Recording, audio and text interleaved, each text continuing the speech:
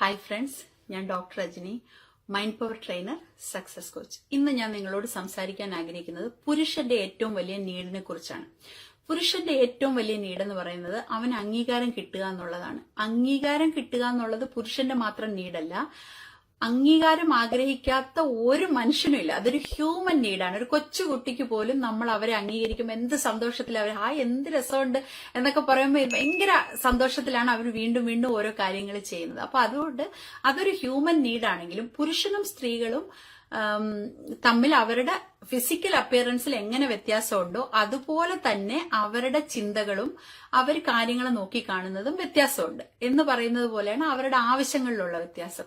സ്ത്രീക്കാണെങ്കിൽ ഇപ്പോൾ അവളുടെ ഏറ്റവും വലിയ നീഡ് എന്ന് പറയുന്നത് കെയർ ആണ്. അപ്പോൾ ആര് കെയർ ചെയ്യുന്നോ, അച്ഛനാണെങ്കിൽ അച്ഛനോട്, ബ്രദർ ആണെങ്കിൽ ബ്രദറിനോട്, വേറെ ആരെങ്കിലും കെയർ കൊടുക്കുന്നെങ്കിൽ അവരോട് അറിയാതെ അവർക്ക് ഒരു അടുപ്പം ഉണ്ടാവും.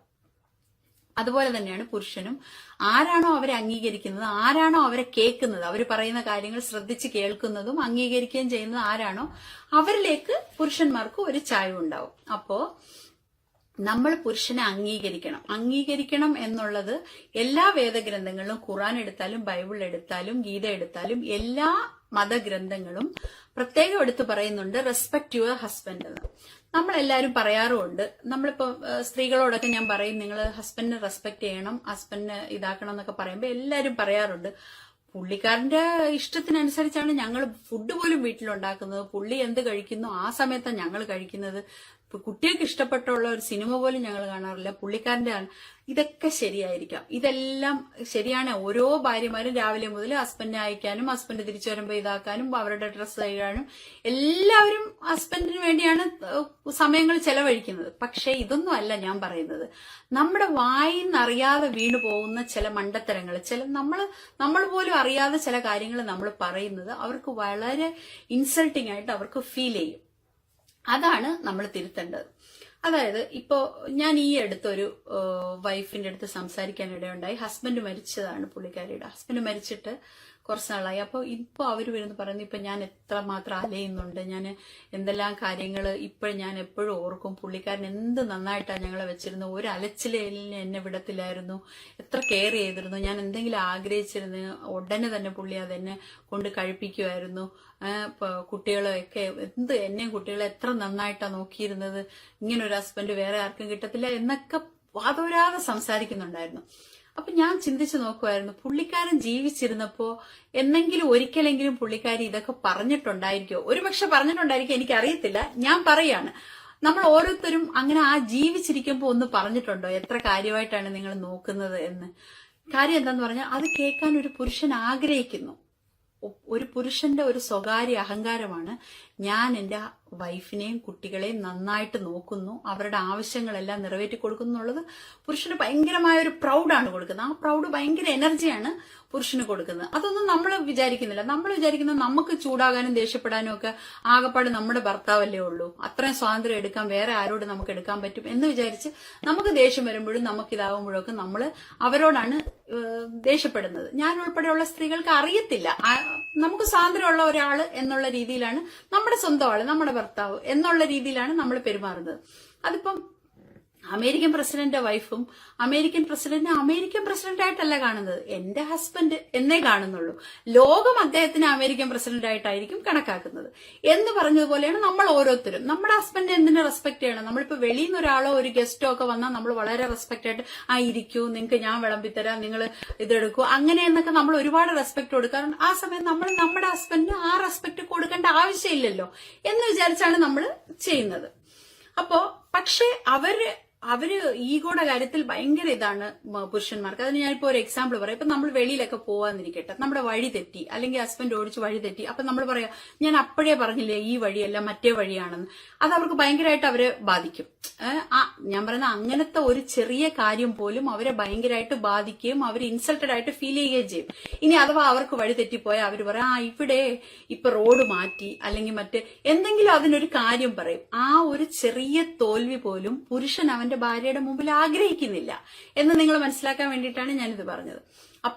അപ്പൊ നിങ്ങൾ ഓർത്ത് നോക്കിക്കോണം, നമ്മൾ ഓരോ കാര്യത്തിന് വേണ്ടി ചുമ്മാ ആവശ്യമില്ലാത്ത കാര്യത്തിന് നമ്മൾ പറഞ്ഞു താക്കുന്നത് അവർക്ക് എത്രമാത്രം അത് ഫീൽ ചെയ്യുമെന്ന്.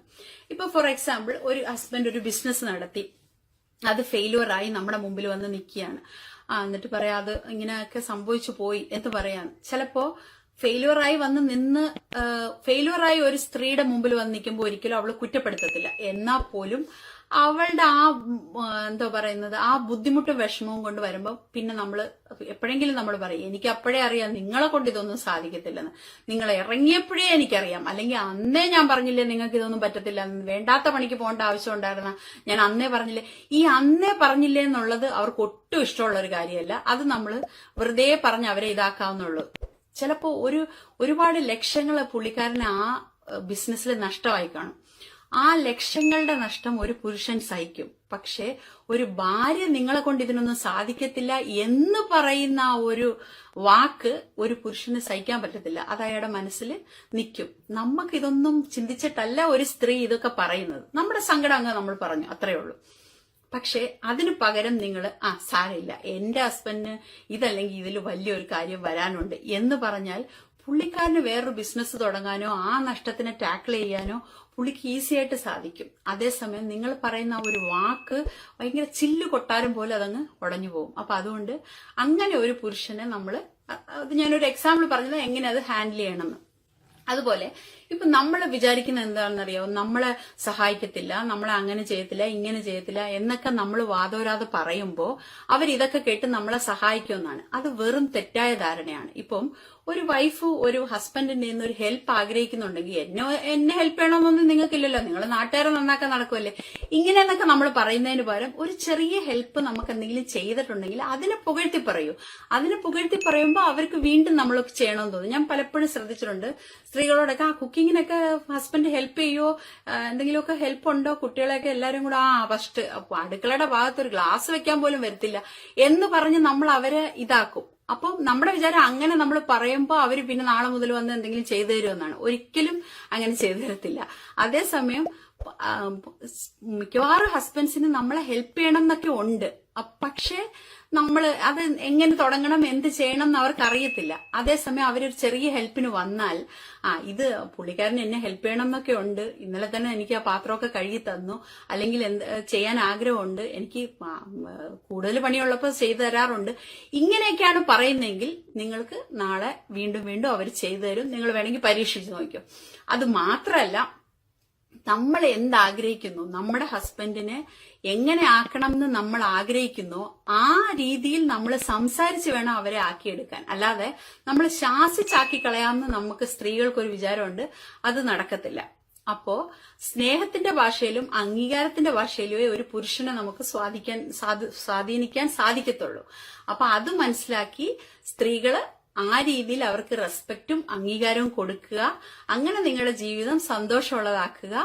നമ്മൾ ആ റെസ്പെക്ട് കൊടുക്കേണ്ട ആളുകൾ ഫസ്റ്റ് നമ്മൾക്ക് റെസ്പെക്ട് കൊടുക്കേണ്ടത് അവരവരുടെ ഹസ്ബൻഡ്സിനാണ്. അതാണ് വേദങ്ങളും സൃഷ്ടാവും എല്ലാരും പറയുന്നതും. അത് നിങ്ങൾ അനുസരിക്കുക. നിങ്ങളുടെ ജീവിതം സന്തോഷമായിരിക്കട്ടെ. നിങ്ങൾ ആഗ്രഹിക്കുന്ന രീതിയിൽ നിങ്ങളുടെ ഭർത്താക്കന്മാരെ നിങ്ങൾക്ക് കൊണ്ടുവരാൻ സാധിക്കും, ഉറപ്പ്. Okay then bye. അജിനി.